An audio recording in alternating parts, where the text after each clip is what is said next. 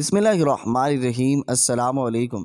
اللہ تعالی نے حضرت انسان کو اشرف المخلوقات بنایا اور تمام مخلوقات میں اس کو برتری اور فضیلت سے نوازا۔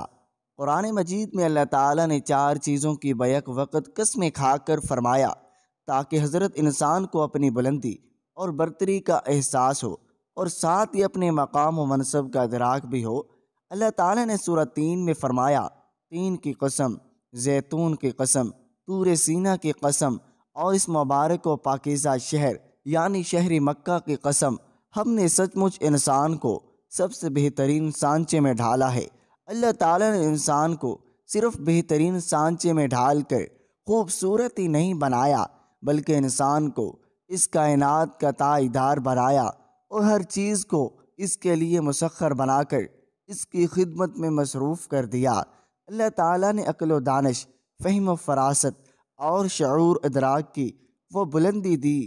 اس نے سمندر کی گہرائیوں اور فضا کی بلندیوں کو فتح کر لیا، لیکن انسان کو جس قدر عظیم اور طاقتور بنایا وہیں اس کو قدم قدم پر محتاج اور ضرورت مند بھی بنایا۔ اسے ہر کام میں ایک دوسرے کا محتاج اور دست نگر بنایا۔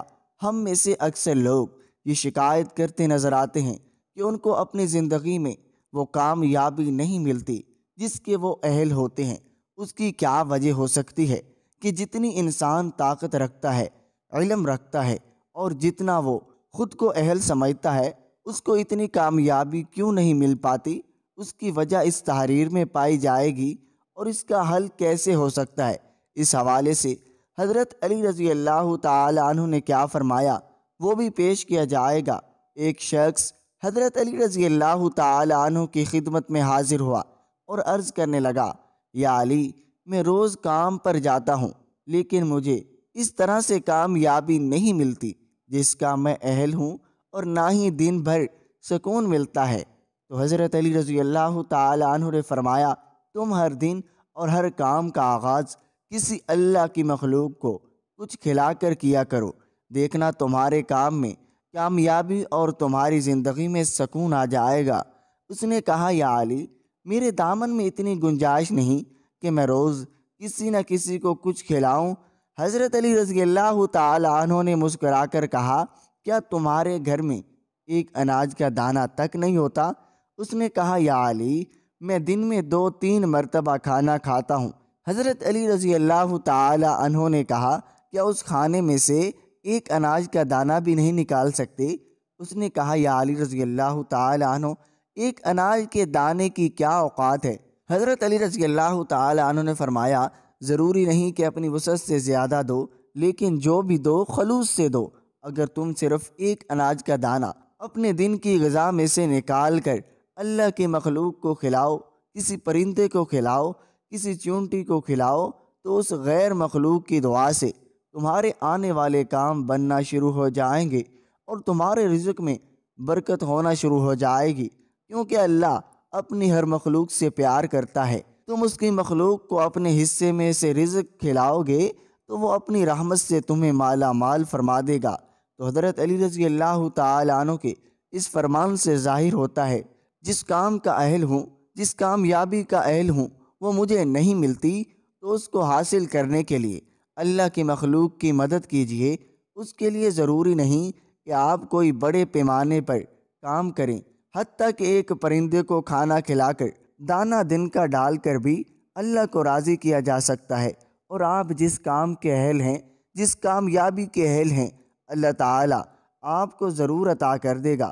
یہ سچ ہے، انسان کو ہر کام میں اپنے جیسے انسانوں کی ضرورت پیش آتی ہے۔ 2 روٹی، چند گز کپڑے اور سر چھپانے کے لیے جگہ جو اسے میسر آتی ہے، اس میں نہ جانے کتنے ہی لوگ کی جد و جہد اور کوشش میں شامل ہوتی ہے۔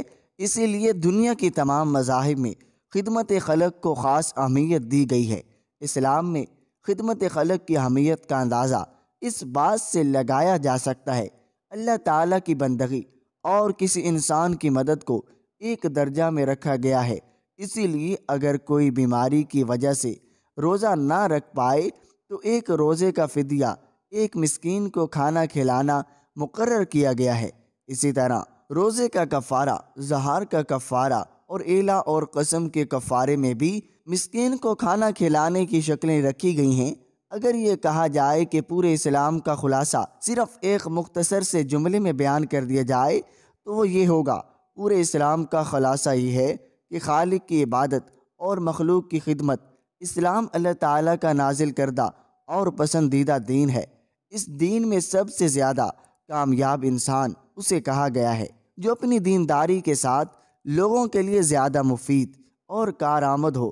آپ صلی اللہ علیہ وسلم نے فرمایا، ساری مخلوق اللہ کا کنبہ ہے، اللہ کے نزدیک سب سے پسندیدہ بندہ وہ ہے جو اس کے عیال کے لیے سب سے زیادہ نفع ہو۔